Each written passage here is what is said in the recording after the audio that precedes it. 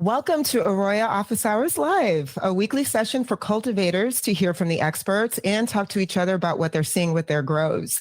My name is Keisha. I'm your co-moderator today because I can't do it alone. What's up, Mandy?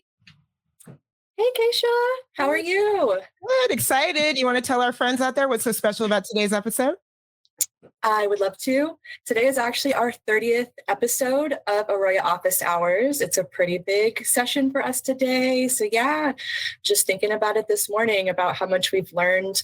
It just seems like yesterday when we were learning about, VPD and why we don't say flush and just all the basics to crop steering. So it's super exciting. And we thank everyone for joining us today. Amazing. Yeah, super excited. Really proud of the work that we've done here and just the opportunity to talk to cultivators. We have some special programming today. Seth and Jason, who is in the house?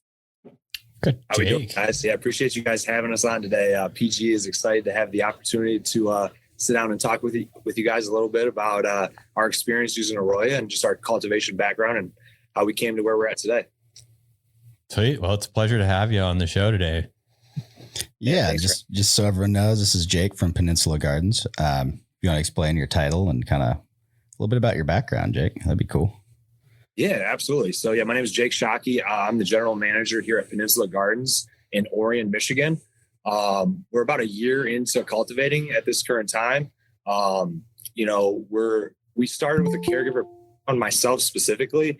I was a caregiver 10 plus years ago, growing in Michigan's medical market on a small scale basis, doing 72 plants at different mediums, different styles of cultivation, and basement, bull barn, those kind of practices. And now 10 years later, we're in a beautiful state of the art facility, and things have changed a little bit, all the way from the data monitoring and tracking to the cultivars that we're growing. So it's been a really, exciting time to, grow with the cannabis industry itself. And I'm happy to be here. So, I'd love to give you guys a little background on kind of how I got here and how, Peninsula got here, if you guys are up to hearing it. Absolutely. Yeah, please. Yeah. So, I guess, like I said, I started as a caregiver. Cannabis has always been in my family. My dad's had a huge passion for cannabis for a long time. My mom was the first graduate from the turfgrass program at Ohio State, which is an agronomy degree. So she's always had a huge love for plants, which kind of inspired me at a young age to learn a lot more about plants in general and just, kind of the studies of that. And then from there on, I dove in a little bit deeper after college into cannabis specifically. I was able to team up here at Peninsula with a group of, 12 or so caregivers that were all doing our own thing on a separate scale. And we were able to recruit a really talented cultivator from grassroots, Austin Edelmeyer, who's our DC over here at Peninsula Gardens, as well as Aaron Schneider, who's a good friend of mine who went to high school with me. And we reconnected years later after high school, not knowing that either one of us were even into cultivation and growing cannabis. And now we're partners at a pretty large scale. So it's been fun to take this journey on with all these individuals at Peninsula Gardens. We have a really strong family, close-knit group of people, and we're always here to push each other and grow every day. So yeah, it's kind of how we got here. Nice. How long has Peninsula been formally a company? So we started the journey about 3 years ago. I actually came on board initially as a consultant. I was doing consulting on about 10 plus, licensed facilities as Michigan was transitioning from the caregiver market, which was kind of a small medical side thing where you can only grow for your patients, all the way to a licensed, metric compliant state. I consulted on many different grows, and then I consulted on Peninsula, and I was able to meet my partners, which we have today. And we just hit it off really well. That was about 3 years ago when we started the project. We built the building from the ground up, suited exactly to our needs, state of the art. So that way, when things go federally legal, we have everything in place to be fully up to snuff as far as top shelf cleanliness practices and so forth. So that's kind of how Peninsula came about. We've been actually growing for about a year now. First plants went into the ground about June 1st, 2021. So that was an exciting time for us. And our first harvest was in September 1. And now we are here and deep into the harvest cycle, and we can't keep product on the shelf. So we came a long way, and it's exciting. It's so cool, man. It's a interesting transition from being a caregiver into fully commercial and the legalized transformation. So what, what are some of the things that you really liked about growing as a caregiver, and how has that changed? And what is your favorite thing now? Yeah, I mean, I think, we all started becoming a caregiver because we had passion for the plant. We had passion for smoking cannabis. We had others, whether it be in our family or, friends of friends that needed cannabis from a medical perspective. So we were passionate about the plant from a medical use standpoint, as well as just, competing and growing the best possible flowers that we possibly could. So the nice thing about being a caregiver that I really miss is you could, try a lot of different things. We grew in a lot of different mediums, different styles. And initially we kind of started like an ebb and flow. I don't know if you guys remember those days, all the way to like a deep water culture, pretty high level, water culture, and then a little bit of aeroponics, all the way to like that drip style that we're using now with like a cocoa medium or something like the such, rock wool as well. So, I just really miss the hands-on experience that, you're with the plants every day. Those kind of caregiver things. But today, it's about managing the people, managing the data, making, data-driven decisions generally, and, making sure that you're giving the people what they want, new cultivars, new flavors, top shelf stuff. So, it's just a little bit different world from the caregiver to the commercial life, but, we love them both the same. Yeah, definitely a little bit more liability on testing and trying and pushing new ways of growing when you've got as much product to hit the shelves as you do right now. What you guys ended up in Rockwell? So currently we're in Sharkware cubes, about a half-gallon medium. We've definitely played a little bit with Rockwell, but we really like where we're at with a small cocoa cube currently. We're able to steer the medium how we like to. We're getting great growth rates. We like that it comes in compressed, so you don't have to deal with much pest presence ever. Don't have to treat your cocoa as much as, getting actual, non-compressed cocoa. So that's kind of how we're growing right now. Cool. I know I love cocoa myself, so it's fun. Our sensors work well. It doesn't take up a lot of space, easy to buy, lots of good product on the market these days as far as the vendors of different cocoa goes. Yeah, great storage and flavor. Like you can store it, doesn't take up a lot of space, which is great. And I think the flavor you get out of the cocoa is just unparalleled too. So yeah, I'm right there with you. Mm-hmm. Nice. What, maybe you just want to tell us a little bit about your other parts of your facility, what kind of lights you're running, what kind of irrigation systems, how many rooms. I'd love to. Get us in there. Yeah, we'll do a quick kind of virtual tour. And if anybody actually wants to see a really cool drone tour, we have a drone tour on our website as well as our Instagram. So you can actually see pretty cool drone flying in between the plants, underneath the canopy, below the benches, above the benches. It's pretty cool. One of the guys, it's like the top drone guy in the country. He came through and does some wild tricks and stuff. But, we have 3 flower rooms. Each flower room is 80 lights. We have all LED facility. We're using Fluence, Viper 2Ps in each flower room. Like I said, we're going in Sharkware medium. We have about 600 plants per room, give or take. We're generally pulling around, I would say 200 to 240 pounds of trimmed usable flower, not counting trim, per harvest. Obviously strain dependent, some strains yielding heavier than others, but obviously growing for quality, terpene, flavor, profile, which is why we got these awards over here. That's what we strive for. Obviously we want quantity, but quality is first here always. We have a really solid cultivation team, about 12 people. They're very well knit. We take fresh frozen sometimes for extracts. We do rosin products, different collaborative products, but in-house we mainly pre-pack our flower in eighths. We have some really cool packaging as well that's also on our website. We also do pre-rolls. We're prided ourselves in having some of the top pre-rolls in the state as well. Fertigation wise, we use a Rhythm direct injection feed style. We're currently transitioning to a batch style feeding system, which I think we're going to be a little bit more happy with. We also have some cool knickknack stuff, like a cryo freezer for preserving terpenes when we're taking extracts. We really try to make data-driven decisions in everything, whether that be from fresh frozen yields based on how long we're freezing our product in a cryo freezer or whatever. We really want to make sure we have that data so we can get the most out of what we're doing here at Peninsula. So that would be kind of the run through of the facility somewhat. Currently, we're in the process of tripling production.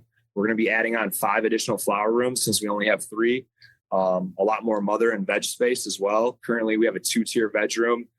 So we're currently building out to a second phase as well. We're adding on a retail location as well. So we're really growing very fast. We also have an outdoor cultivation setup, which is a 20 acres that we're doing all for extraction. So we're, doing a lot of different things, and it's growing and it's a challenge, but it's a lot of fun. So. Yeah, I was just going to say, it sounds like a fun facility to work at. You guys are well equipped. And I guess when you mentioned the challenges, what are some of the things that you guys are facing over in your market right now? Yeah, I think at the time that we came online, with obviously the COVID stuff was going on, finding, good labor, people willing to work. The market was rough. We came online with our first harvest. We harvested in September. So we came, with our first harvest to market during Croptober. I'm sure you guys are familiar with Croptober. The market takes a nice little dip over the winter, as well as there was a big recall in the state of Michigan, which affected about 80% of cultivators. So that affected us as well. So we had a really challenging first few months getting to market, no doubt. Our packaging was delayed due to the COVID stuff. That was a challenge. But, we started 2022 off with a bang, and we came out with our packaging. We dropped our exclusive packaging, our pre-rolls, new strains, everything's high testing. And, we haven't really looked back from there. But it was definitely a challenging 2021. And I think the whole Michigan market can attest to that a little bit. It's very competitive. A lot of cultivation facilities, a lot of lights online, and more coming. And, we're happy to compete, and, it's going to be a fun time, but it definitely was a challenge to establish a new brand that no one was aware of. So that was definitely something that, we had to deal with. Yeah. What kind of strains are you guys running over there? Is there anything unique or anything that you like the best? Yeah, I mean, everyone, knows the runts. We do pride ourselves in our runts. It's one of our favorites, but we do have an electric peanut butter cookie. That was actually what won our ZA Olympic trophy that you can see behind me. I don't know if you guys can see that, but that is the ZA Olympic trophy, first place, best tasting flower in Michigan. We're very excited to take that home. We were competing with some of Michigan's best cultivators that I just, really look up to. So that was a strain that's got a ton of accolades that we just can't keep on the shelf. Electric peanut butter cookie. It's got peanut butter breath in it and some lemon G as well. It's got a really unique terp profile that just stays tasty all the way throughout. If you guys are in Michigan, I'd definitely get you guys a sample of that. We have a Clemendo strain, which is an in-house hunted, unique lemony orange haze that was hunted by one of our growers, Aaron Schneider.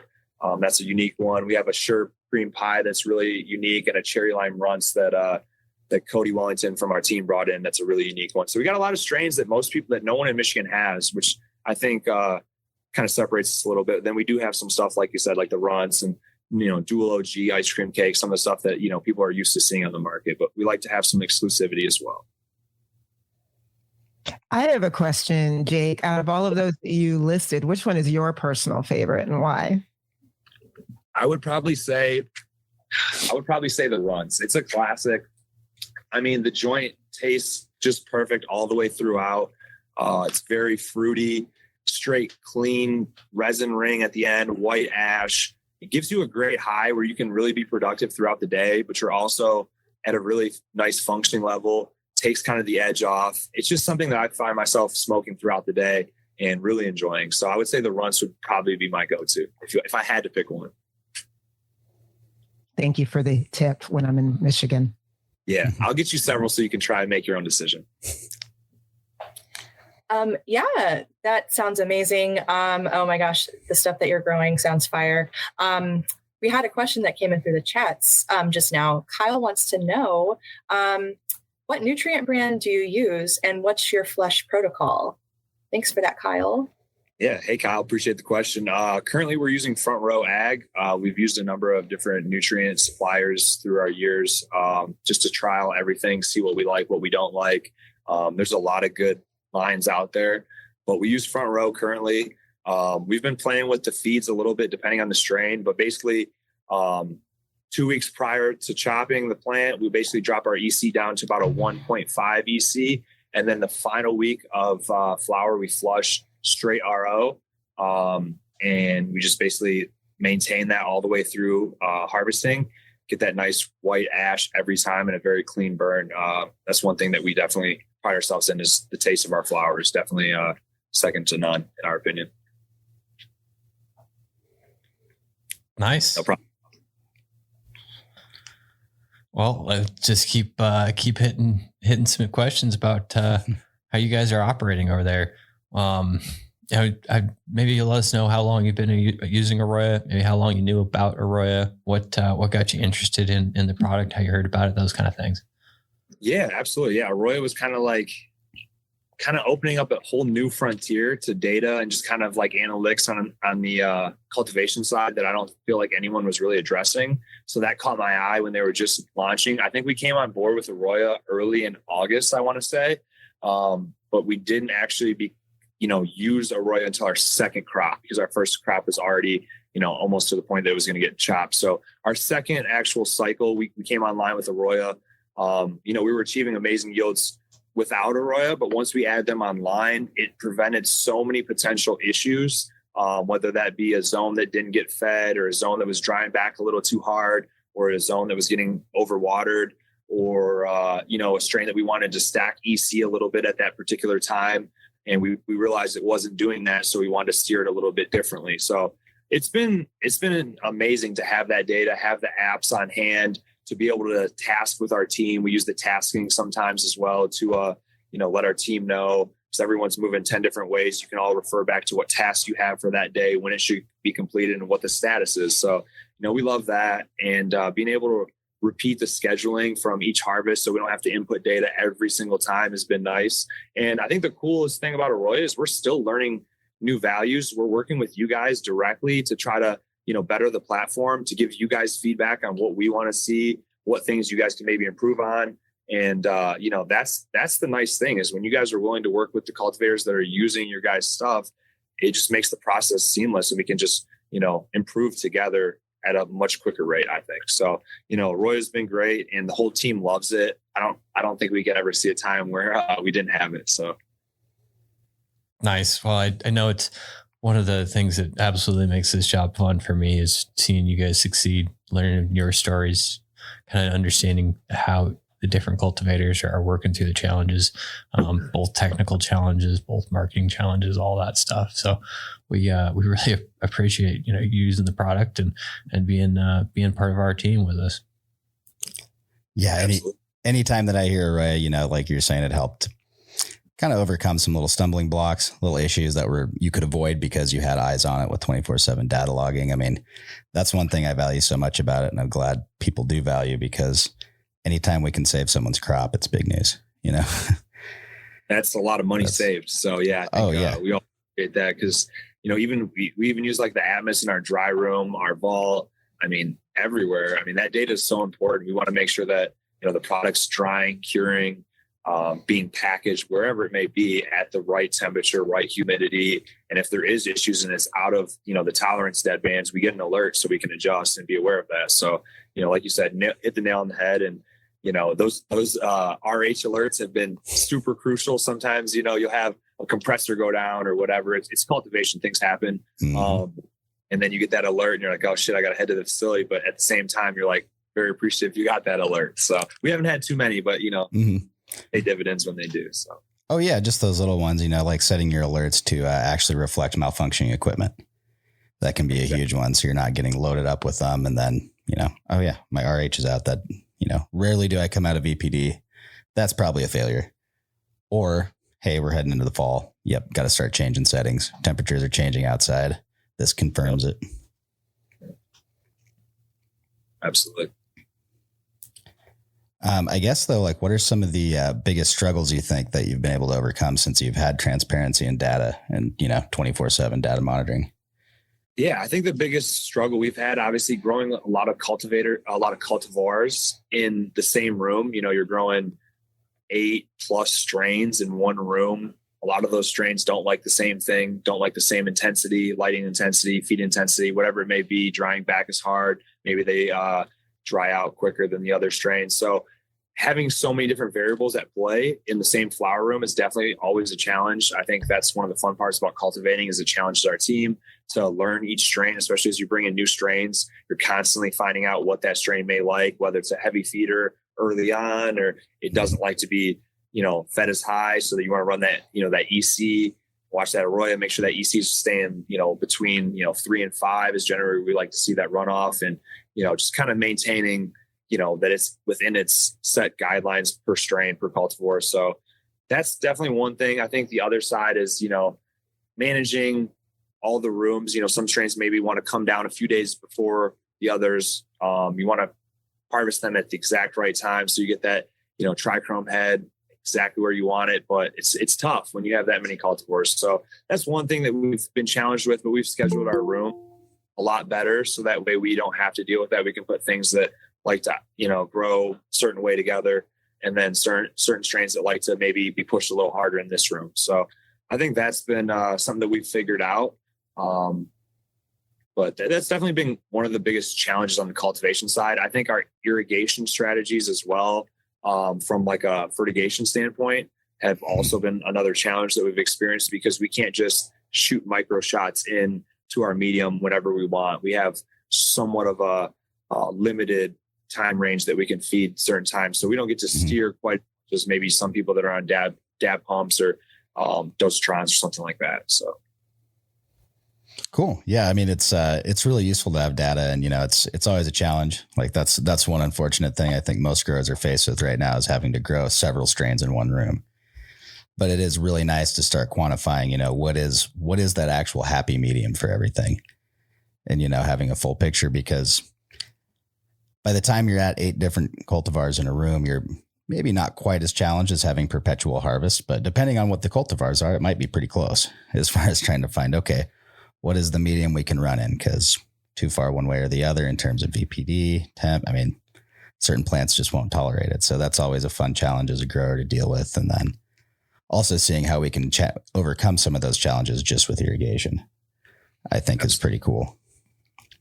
Yeah, I think one of the interesting things that I've seen when people do have quite a few cultivars in a room is, that at each run, they'll notice that one of the strains performs a little bit better than maybe the last run or the other strains. And so they use harvest groups and document, hey, this is our golden run for that strain. And then they can kind of also start to group them together when they're organizing their production planning. No doubt. Yeah. I look forward to you guys as you guys integrate closer with Metric in Michigan. I look forward to using the harvest platform and data more.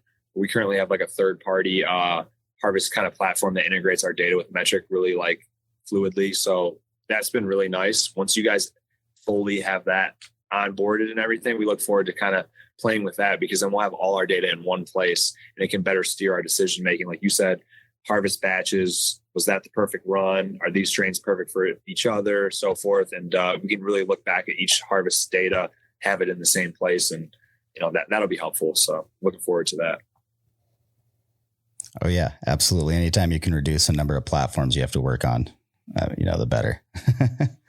It's easy to start building up so many different programs to work in that you probably didn't expect to at a cultivation facility. Yeah, it's a lot more technical than I thought originally, but it's been fun, and we got a really strong team. We have a great post-harvest team. Our packaging team is top shelf.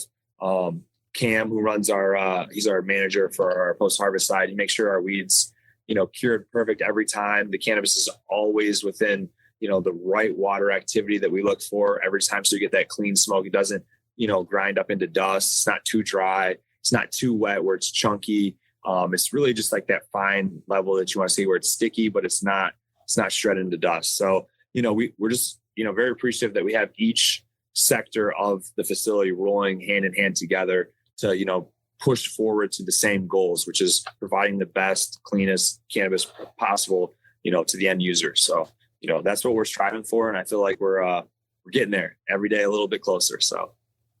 Oh yeah, absolutely. I mean, ensuring that quality all the way into the jar is really key. I mean, there's nothing worse than you busting up really hard for a couple months to get this harvest out, and then it gets over dried or under dried and it molds, or, the quality just isn't consistent in post-production. I know that over the years has been a challenge for quite a few growers as they've been able to outgrow, their drying capability that they designed the facility with, for instance. That sometimes seems to be a challenge. Hey, yeah, you hit the nail on the head right there. We definitely, we harvest more than we plan to dry. Let's say that, which is, a good and a bad problem. I think our grow team's so talented and we have such elite genetics that they perform at super high levels from a yield basis and testing basis. But we're really looking forward to phase 2 because we'll have a significant more amount of dry space. So, that'll be nice. Michigan also has some of the most rigorous testing standards in the United States from a compliance standpoint. So, we're constantly tasking ourselves with being better from an air quality standpoint for a facility to monitoring how we can continuously, provide the best possible cannabis to the end user. So, there's so many things that are at play from an environmental standpoint, air quality standpoint, a feed perspective. Irrigation strategies are obviously a factor as well, to, drying, curing, maintaining that water activity and, proper burping protocols and such. So, that whole process is a lot deeper than people really think to provide the perfect cannabis at the end of the day. So we really strive to push ourselves in all those areas. Would you say it was a pretty difficult learning curve to do curing on a large scale basis? I know when I first got into it, that presented an interesting logistical challenge going from small batch, like literally, gallon jars to, okay, how do we deal with hundreds of pounds of product every couple weeks? Was that a big step for you? Yeah. I mean, it was definitely different. I mean, coming from a caregiver, we were pretty large from the caregiver side, I guess. So we were pretty, used to, tote curing large bins, tote, stuff like that. But with the whole compliance side, the testing, you have to be a lot more thorough. The SOPs, the cleaning protocols have to just be a lot deeper and a lot more thorough. So that was a little bit of a challenge, but we were able, like I said, we brought an individual, like I said, Cam, our team lead on the post-harvest side. He was able to help us streamline our processes. Like I talked to you guys about Cody and Austin as well. They're just, familiar with the commercial side as far as curing, testing, burping, all those processes. So we were able to kind of get together and, take a team approach to it and kind of get everyone's feedback and take the best strategy. And obviously every day we're learning, we're adjusting and trying to grow to improve strategies every day. But we do have some really good standards at play. And, I would say right away, we weren't exactly there, but we learned pretty quickly, what it takes. Is if you don't learn quickly in Michigan, you're not going to last long. Yeah, it's competitive out there. I mean, any new state coming on for expansion, just I guess the green rush is still a thing, at least for a little bit once it hits, right? Absolutely. And it seems like you found a pretty sustainable way to ride out that green rush and move into that next phase, which is, okay, what are we looking at long term here? Establishing a brand, having consistent product, and going, okay, yeah, we're pretty darn sure we're going to be here next year. Yeah, absolutely. We're positive.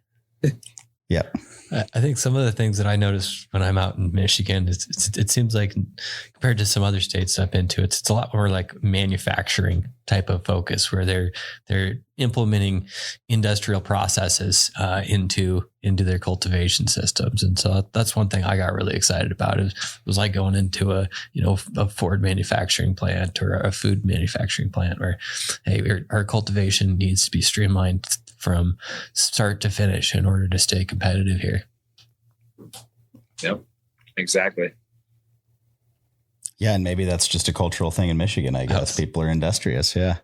But it is really cool to watch. I know seeing some of these states that have come on more recently for, larger scale facilities, man, the level of technology in some of these places and the ability to do like what you guys have done and start from scratch.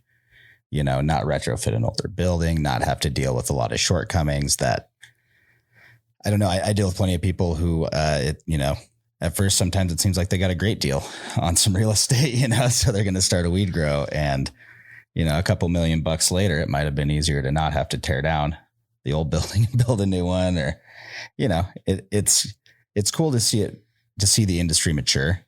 And I'm sure for you guys, it feels pretty awesome to be part of that. It feels like you made it, like you got a real job in weed, and it is a real job now. It's normal. Yeah, it's pretty cool. Yeah. Michigan industry. I mean, Michigan's been very receptive to the cannabis industry from, I would say, not day one of the caregiver market, but at the day one of the license, metric side of things, at that point, I think communities kind of said, okay, this is here to stay. Let's get with it. Let's take advantage of the tax revenue. This is not a bad thing. This is coming. And at that point, I think it was a little bit more normal to be a commercial grower, I guess, because before, when you're a caregiver, people are like, what do you do? And you're like, oh, work for myself, what I mean? Just kind of keep it on the DL. So, but now it's a lot of difference. We have 25, 30 employees, multiple locations now. Like I said, we're working on this vertical integration model. We'll have a retail, outdoor, indoor phase 2 coming. We're tripling our footprint. So, there's a lot of things, growing. I think we've proven that we can, do what we started out to do. And, that's why there's room for growth. So pretty excited about that. Oh, absolutely. I know for me, just from a grower's perspective, for years before even getting into the cannabis market, working in plant research and then going to, grow in the basement and stuff. It's like, man, I really wish I could use some of this really cool technology on my cannabis, but I couldn't up until, the last few years. It's all finally starting to hit, and people are doing some just like you guys, pretty incredible things in terms of yield and quality and repeating it time after time. I mean, just the ability to turn, 18 crops in a year in a facility, which is not uncommon at all anymore, would have been insane to talk about, 5-10 years ago. Yeah. Consistency is key, man. You gotta pump out every crop's got to be the same or better. Test, very close to where it was, or people will complain, gotta, look just as good or better. Obviously you have to pass testing every time. So, there's really no room for error, but, I think once you dial that model in, you get the data, your systems are consistent. You have a great team, which we have, a great culture, which is even more important. Our culture here is really strong. We have just a great, group of people that are just here together. We always, say it's the PG fan, keep it PG. That's kind of our thing. And, I think we really embody that here together as a company. So. I like that saying. Awesome. Yeah, that's really cool, Jake. I was actually just curious because you guys have so much going on. You're expanding into these different phases. Like you seem to be getting some good results from AROYA. We'd love to hear a little bit more about maybe how AROYA is kind of helping as you continue to scale up. Maybe some of the areas maybe you've seen some improvement. What have you noticed? Yeah, so we were able to have Noah, who's like our account manager, out on site. He was very helpful to the team. Not only did he show a lot of love to the brand and to the team, introduce himself to everybody, but he also wanted to pick our brain about what areas we could see improvement, what areas we love, what areas maybe we didn't like. So, the support's been great. Obviously, working with you guys has been really cool. The marketing's been great. You guys are constantly promoting us. We're promoting you guys. So I feel like there's been a really good partnership. And then obviously, like the data, the main thing that stays on my computer screen next to me over here is 3 tabs of all my flower rooms of AROYA. So, constantly just keeping the team in the loop on that, and educating us on how we can better use your platform. Something that we definitely need to allocate a little bit more time for, because as you guys know, the grow gets time consuming, and every day there's new challenges and different things popping up, but we definitely want to take more time to learn more about the platform. But, it's constantly helped us to understand how we can steer better, what growth periods are, different feeding times. And, I think Noah's helped specifically guide us with our irrigation strategies as well. Hey, maybe you guys should increase that first shot volume so you guys can get closer up to max saturation earlier. And then you guys can use your next couple shots to maintain that level. And that kind of data and that kind of input is very valuable, because obviously he's working with clients on a day-to-day basis, and, also comes from a cultivation background as well. So, getting another great mind to give us some feedback on what they're seeing on our rooms, where you guys can, look exactly at what our rooms are doing, how they're performing, ask us questions. Maybe you guys, hey, why are you guys dropping the humidity so early? Oh, well, we were spraying this or doing that, or we didn't notice that. Thanks for catching that. That's been huge for us to help better guide the team. I think everybody on the cultivation side, even, our daily just grow team, they're all becoming familiar with AROYA platform, which I think takes time. Like I said, it's only our first year. So I think over the next year, we'll continue to, get them more access and get them all interacting a little bit more with AROYA. So, we have a computer that we have out on the floor that all the growers are able to go in and look at data, interact with the AROYA, or they have it on their phone as well to go on the app. So, just the multiple uses has been great for us. And I think the biggest thing is, like I said, the alerts has been huge. Saving a $450,000 crop is, you can't say enough good things about that. Well, so the alerts saved a $450,000 crop. Can you tell us more about that? Yeah, I mean, so basically, we'll push our plants pretty hard, like a lot of grows will. And sometimes things in cultivation, you may have a solenoid fail, you may have someone shut a zone off for whatever reason, you may have a fertigation issue or whatever, and a zone doesn't get a shot or a room doesn't get fed. Then you get that alert pop up that says, oh, hey, zone 1 or room 1 or 2 is at 20%, WC water content. And we're like, oh no, what's going on? So we'll pop in there, and that's helped us numerous times. And I think without AROYA, we definitely would have had probably some crop loss for sure. So I think it's done a great job just helping us from potential issues, educating the team on, hey, you can't do that, or solenoids do fail. So you got to be aware. And without, active moisture monitoring, you would never know. Unless you're there every second of every day, which is impossible. So awesome. Thank you for sharing that. Yeah, absolutely. So especially knowing that you grew at a quite a bit smaller scale for quite a few years before making this transition to a bigger facility. Now that you're using data logging to make decisions, do you feel like crop to crop, the same strain, you're dialing it in quicker, you're improving those yields, you're making progress? I mean, that's the way I feel having this data versus not, is I can make progress on one strain way quicker. In the middle of that run, I can notice things and start to correct them and improve my consistency. Have you experienced the same thing, do you think, since you've had access to tools like this? Absolutely. I mean, it helps you make data-driven decisions way faster. Like you said, I mean, good growers are always reading the plant. There's signs of stress. There's things that we're constantly looking at, runoff, all these things that we're used to doing as basement guys, knowing the plant very well. But then when you get these tools at your hands, it's almost like a cheat code. You know what I mean? It's like, oh, hey, I want to read the plants, of course, but I can make decisions before having to read the plants are pissed off by having these tools. Hey, the EC is creeping up on this zone. I think you guys are running them a little too dry. And then you see, oh, hey, you guys didn't adjust. Well, you guys kind of, push those a little too hard and that EC stacked up a little too high.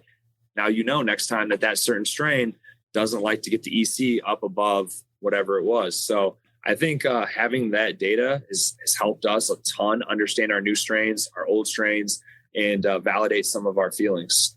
So, yeah.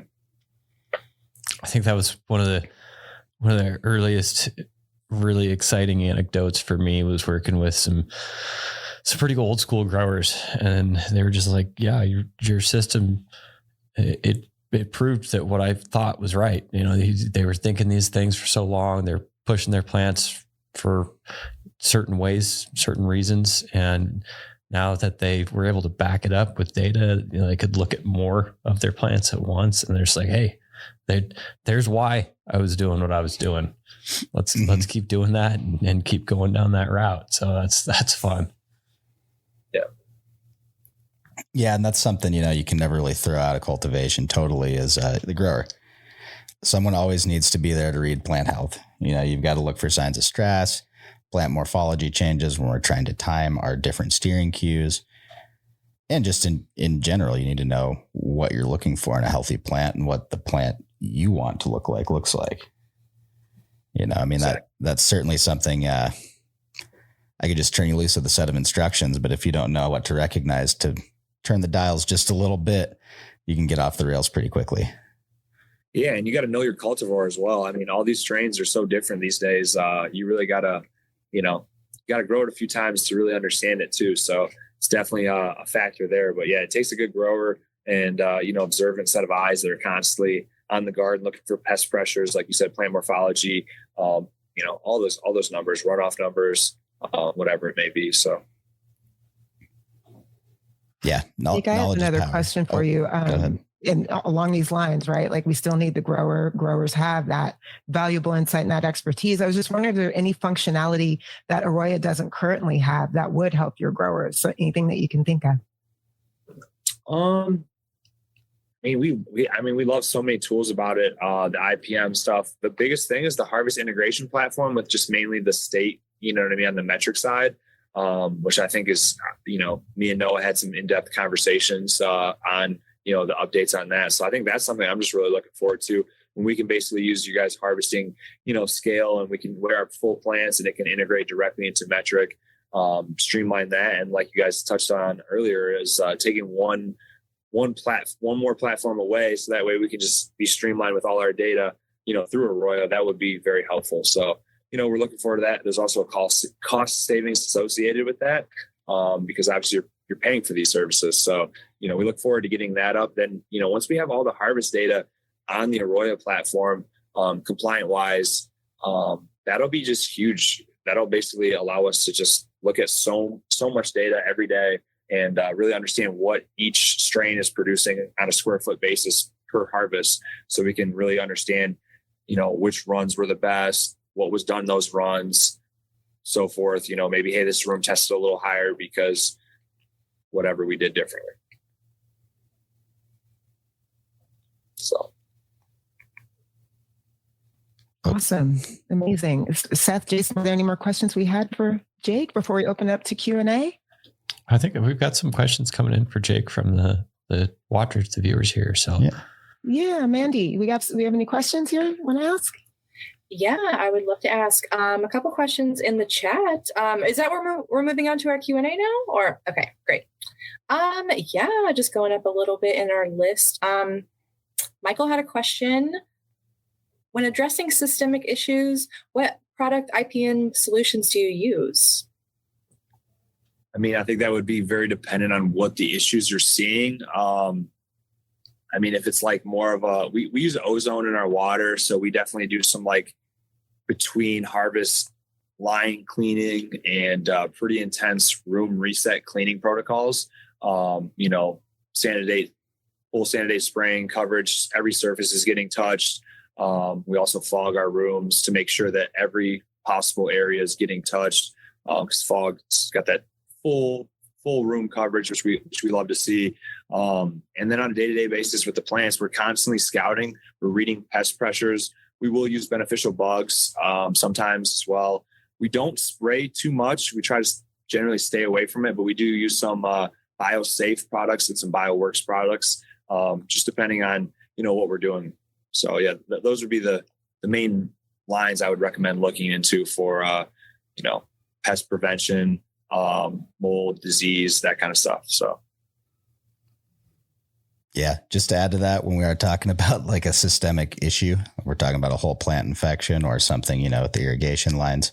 I think Jake nailed it there. Don't throw out the elbow grease. You can have a lot of different products that work for you, but if you're not getting in there and scrubbing, at the end of the day, cleanliness is so huge in these facilities. You can't throw that out. There's no product that's going to save you if you can't get in there and scrub and apply. Well said. Yeah, we have a gentleman on our team named Connor. We call him the Clean Machine, and he's our facilities, cleanliness manager, so to speak. And this guy is about 6'3", about 250, and just loves to clean. And he's never stops cleaning tables, benches, floors, whatever it is. And he's got a little team underneath him, and it's pretty cool because they really take cleanliness to the next level. And that helps me, because I don't have to chase after people to keep things clean when you have someone like that has such a pride in maintaining a clean facility. So that's been a blessing to us as well. Yeah, hugely important from an IPM standpoint. And just for your day to day. If you walk into a messy place, your morning doesn't feel as good. I know that's how I feel if I walk into a messy grow room. Yeah. And we have, one thing I didn't touch on earlier that I probably should mention is we have pretty high facility standards. We don't give a ton of tours. And, when people do give tours, they're fully Tyvek, boot covers, hair nets, beard nets. We go through air shower before entering the facility. Everybody that works on the floor, any growers, they take a full shower every day, clean scrubs daily. So that way we, maintain that, make sure our hats, anything we're wearing in the grow is, sanitized and washed daily or weekly. But all the, apparel's changed every day, cleaned every day. Shoes are cleaned daily, air shower and the full shower in protocol for all the growers. So we try to make sure we're not bringing in things because, it is the summer and there's a lot of, bugs, mold spores, whatever it may be out there. So we, try to do our best to fight those things off before having to deal with them. Oh, absolutely. It's a lot easier to prevent them than it is to eradicate them. Absolutely. Oh yeah. And then, as a grower, I can say it's pretty awesome if you've got like locker room and shower facilities. Cause sometimes you got to go to the post office after work or pick up your kid, those normal things. Yep. Go to that school play and smell like been in the all day is no bueno. Sit down and look at the bottom of your shoes and go like, ooh, I should have left these ones at home. So that's awesome that you guys are able to provide that for your employees. It's a really cool two-way streak, I think. And that's part of commercializing this and scaling up. Like you're able to do things like that, make it more of a regular workplace. Just right back to the good old weed factory now. Yep. We got some more questions in there. Wilton Bryant's asking, what type of gains did you see when you first started using AROYA? I would say honestly, our first harvest, we hit it out of the park from a yield perspective. I think we've been able to dial in our quality. I think yields are something that we've, as growers, just because we have a really sound team, always been able to achieve. But I think really dialing in the quality and making sure that we're not having any crop loss or pushing things too hard, but, getting that data from AROYA, like I touched on, potentially saving crops. That's really where the value's been for us. We've been able to push yields somewhat in some areas for sure. We've definitely seen some better yields, but yields have never been the problem. I think just the best quality and just making sure that we can repeat the same practices every run, which is what the AROYA's allowed, provided for us. So those have been the biggest things for us, but we've definitely seen huge growths in our terpene profiles, in our THC, TCA, and our total cannabinoid production as we've been dialing in our strains more. That's been somewhat thanks to the AROYA platform as well as our growers. Awesome. Get that consistency in there. I've heard from a lot of clients that, they just talk about it, even some of the best growers, we're hitting it out of the park with yields and, maybe their next run wasn't quite as high up. And after they started getting the system in, it was like, hey, we can do projectability on what we're going to get out of this growth cycle, add up what we're used to getting from these strains, analyze our standard deviation on that crop, and then really be able to tell the sales team, this is what's coming down in the future. So that consistency is great for your entire team and for the business overall. Yeah, I think it helps marketing out quite a bit when you can give them that data and they can make, an intelligent decision and say, hey, we're, instead of them being, for instance, too optimistic, which I know it's really easy to do when you like you said, if you knock it out of the park one run, then you come back at 70 to 75% of the yield the next run. That's going to make their job really difficult. It's going to put a lot of pressure on you. And then also potentially down the line, most of your customers in terms of dispensaries, they want to keep your shelf space. They want you to fill that up. If you stop supplying, they're less inclined to continue to buy from you down the line, especially in a spot like Michigan right now, where it's pretty competitive, right? And right now you're still in a phase where sales are starting to come up. We're crawling out of the medical and otherwise black market. So we still got a ways where your company can grow probably before you realize what exactly your market share is going to end up being. So you don't want to lose out on that potential. Yeah, well said. Yeah, I couldn't agree more with you. It's definitely a competitive market, but I think we've done a good job separating ourselves from a packaging standpoint, quality standpoint, genetic standpoint, and as well as a consistency, like you said, which is obviously key. These dispensaries want to have consistency. The end consumer wants consistency with the strains that they're purchasing. And at the end of the day, us as growers, we want to have consistent results, yields, test results, everything across the board, and continue to push those, as high as we can. So, yeah. Awesome. We have a little bit of time left. We've actually gotten quite a few questions in addition to the chat on Instagram. related to crop steering. Seth and Jason, you mind answering a couple? And Jake, maybe you have some insight too. We got this question here from Husky. They wrote, question, when transitioning from vegetative to generative and back and forth, what is the transition period and volumes to transition from vegetative to generative feeds? Or is it just a quick switch? That was a pretty in-depth question. You got to give it to me one more time. Absolutely. Yeah, this is how they come in. Seth and Jason, this is all half for them. When transitioning from vegetative to generative and back and forth, what is the transition period and volumes to transition from vegetative to generative feeds? Or is it just a quick switch? We have Husky on. Husky, if you want to unmute yourself and clarify, feel free to go ahead and say something if you want to add. But if not, there's a question. Yeah. Husky wants to hop on. That's cool.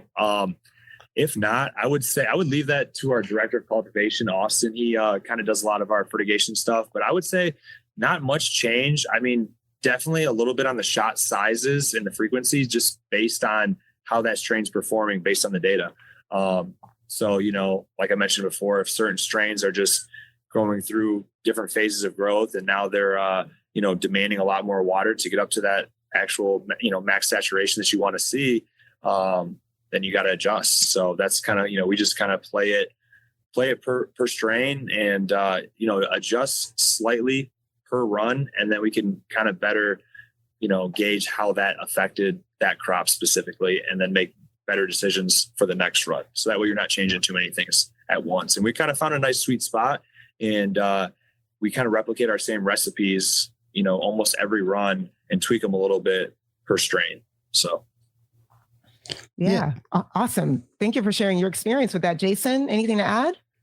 I think that's the best approach that Jake's got there, is dial them in and just only make one variable modification each time that you run it. That way you are getting closer to the absolute perfect golden run. Yeah, I'll actually dive into a few little specifics based on veg to gen and gen to veg real quick.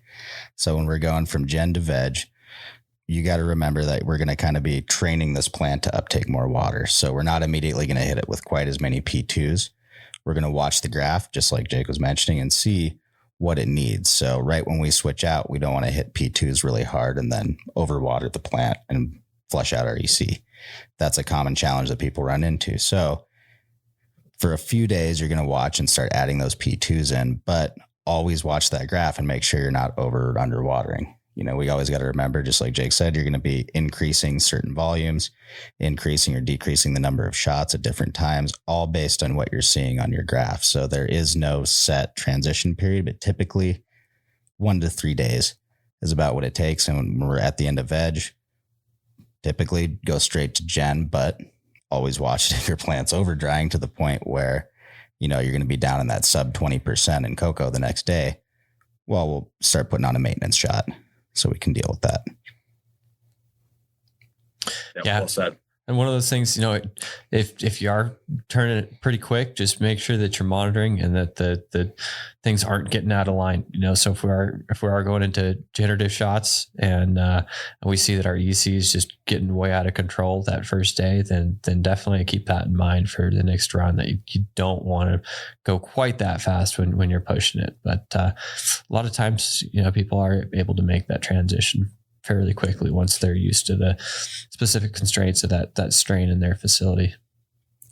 Yeah, I've noticed a healthy plant in an appropriately sized pot, typically a 1-day switch is all you need. If it's taking longer, you might have kind of a finicky strain or some other variable that you need to address in the environment typically.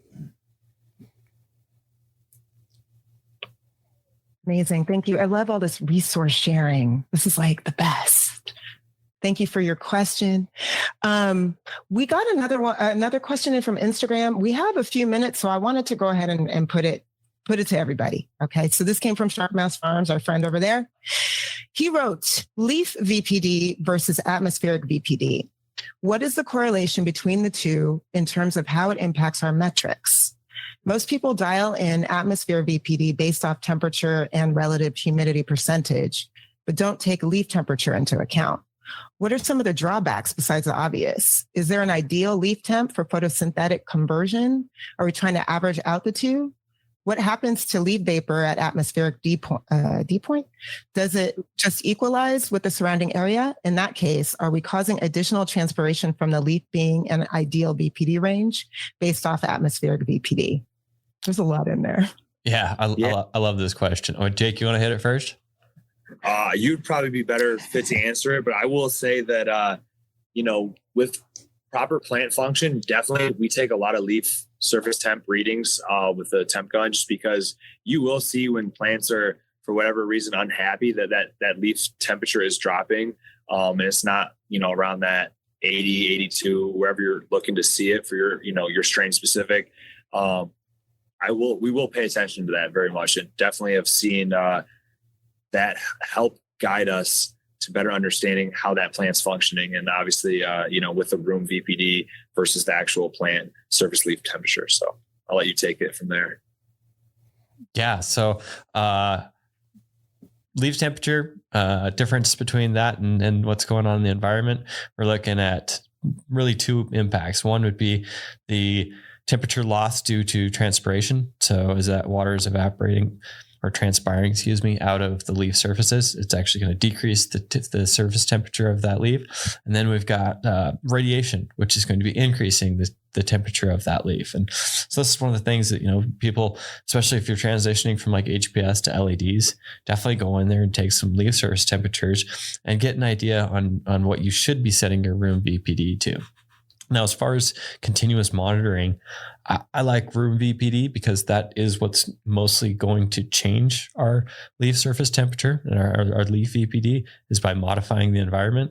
Obviously, if we did go through like a light change, or maybe we change the height of the plant or the height of the lights in relationship to the plants, those things can make a difference in relationship between leaf VPD and environment VPD. But typically, once you're in the set parameters of a room is already set up, you're not going to see much modulation in the difference between leaf VPD and room VPD. And so that's one thing that I always kind of like to keep in mind is let's go in there and get an idea of what that difference is. Is it maybe -3 and then just monitor the environment VPD. And typically those leaf surface temperatures aren't going to change off of the room environment much. Yeah. I mean, you kind of nail it on the head there. We can, when we're looking at leaf surface VPD, we're looking at the condition closest to the stomata, closest to the surface of the leaf.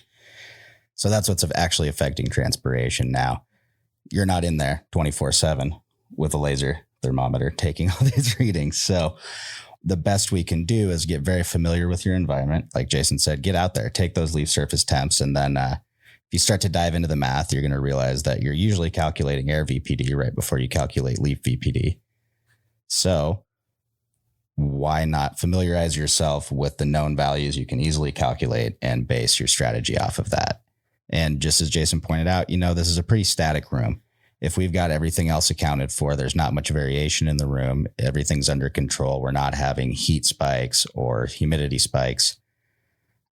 We can trust that the air VPD that we're reading will correlate in the way that we expect it to with our leaf VPD.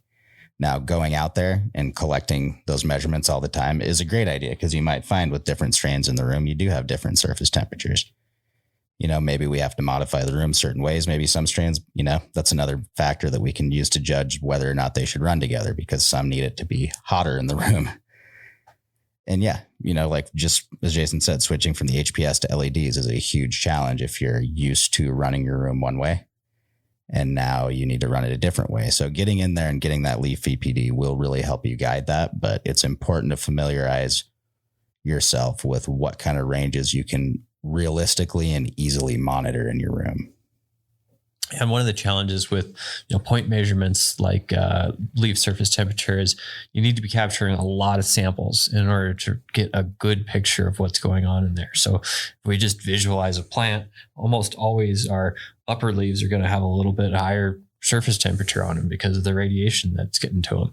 And so, go in there and take some leaf temps across the entire plant and say, all right, well, here's the range that we see. Now, here's what our room temperature is, and then just keep that in mind and try and fluctuate your environment into the perfect range for those plants. And one of the things that is a nice tool to help people with strain specific type of application with this is stomatal conductance. So you can go in there and take a whole bunch of stomatal conductance readings and then maybe make a slight environment change, go back and take a bunch more stomatal conductance readings and see if transpiration rates have increased or decreased due to that variation or that variable change. Thank you guys for that. That was oh my gosh, one of the most interesting questions I've heard in a long time. And you guys handled it like champs. We do have one final question that came in through the chats. And then I think that we're going to have to sign off because we're at time. But Bilbo Baggins wanted to know, what sort of time, cost, and ERP connections do you have within the AROYA platform? Well, we have an open API, so you can pull out any of your data. We do have timed events, obviously, task timing. We don't have a cost spreadsheet function in there quite yet, but anyone who is building their own ERP can look at our open API and see what kind of data they would want to pull out. Yeah, and this is one of those things where we like to just chat with our customers and get an idea of what specific applications work best for them as well. And that kind of helps us direct our energy into the most valuable solutions. And it's one thing if we just build out a solution out there and say, hey, this is available.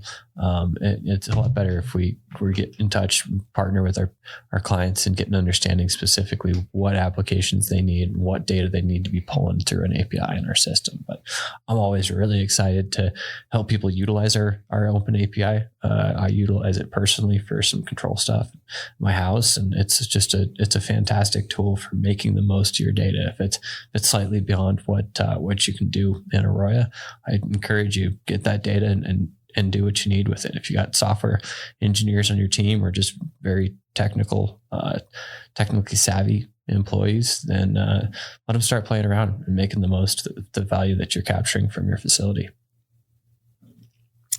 Awesome. Thank you guys for that. And I did tell a little lie. I do have one more tiny question for y'all. Can you guys tell me in under a minute, what's the best spot to put a sensor in a slab? This is a test. On the downhill side in between two of the plants. Don't put it right under one of the top blocks. And definitely make sure that you're trying to use one of our installation templates or a ruler. And I think it's 1 1/4. Yep. 1 1/4 inches. The bottom slot. Want that for Rockwool slabs. Yeah. That goes without saying. If you're using these sensors, you should just have that. I needed to say it. Yeah. Anyone out there, drill a hole in your little tool, put it on a lanyard. They can go missing easily. I've talked to a few people that have done like the old gas station bathroom key trick. There you go. Just attach it to something big and unwieldy so no one can just shove it in their pocket and go home. Nice. Great rules to live by. 56 seconds. You guys did it. Awesome. Outstanding. This has been an amazing episode. Jake from Peninsula Gardens, it was so good to have you on. Thank you for coming on with us. Looking forward to coming out to Michigan and experiencing that wonderful facility in person at some point in the future. Yeah, we can't wait to have you guys out. Let us know when you guys are ready to come out, and we'll have the red carpet waiting for you guys. Yes. Amazing. Seth and Jason, as usual, wonderful to talk to you guys. Great job managing the conversation today. And of course, Mandy, my co-moderating partner. Can't do it without you. 30 episodes. We're going to keep it going. This is for you, cultivators. These conversations all about you. Thank you all for joining us for this week's Office Hours Live. If you have any questions about AROYA, you're welcome to book a demo. Let's talk to the experts about everything that you can do to improve your cultivation production process. And then as far as office hours go, if there are any topics anybody out there wants to hear about, post it in the chat. Shoot us an email at support.aroya@metergroup.com or send us a DM over Instagram. We definitely want to hear from you. We record every session. We'll email everybody in attendance a link to the video from today's discussion. It'll also be in the AROYA YouTube channel. Like, subscribe, and share while you're there. And if you find these conversations helpful, please do spread the word. We'll see you next time. Thanks, everybody.